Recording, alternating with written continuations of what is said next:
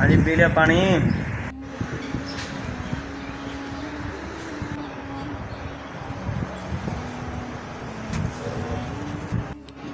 अस्सलाम वालेकुम दोस्तों, की हाल चाल जी। इस वक्त इस वीडियो वेख सकते जो एक परिंदा है, अचानक परिंदा उड़ के तड़पदा होया मेरी इस रेहड़ी ते आके पानी के उत्ते गिरया और इत्थों यह साबित होता है कि इनू बहुत प्यास लगी हुई है।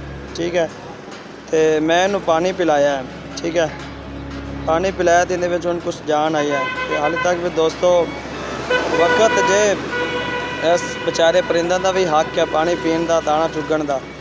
तो कोशिश किया करो कि अपनी छत्तां दे उत्ते पानी के बर्तन मिट्टी के बर्तन पानी रखा करो, ताकि इन्हां दा भी तो हक है ना पानी पीवन का, इन्हां दा हक है दाना चुगण का।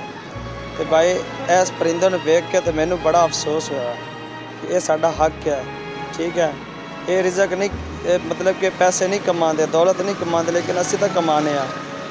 दुनिया दे एक वाहिद कौम है और कौम है इंसान जड़ा पैसा कमाती, बगैर कोई भी चीज़ पैसा नहीं कमाती। तो भाई आ चिड़ी नूं वेख के ते तरस खा के हर घर दे छत्तां ते दीवारां ते पानी के बर्तन रखो, ताकि इन्हां दा आराम नाल आन पानी पीन ते चले जाओ। ये हुण वेखो ना जी, इतनी वेखो तुसीं कितनी तेज़ धुप्प है, गर्मी है।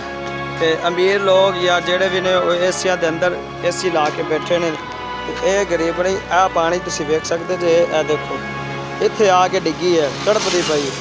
तो मैं फिर इनू पानी पिलाया। ठीक है, तो हुण अल्लाह के करम नाल सही हो सी। और देखो जा रही है जी।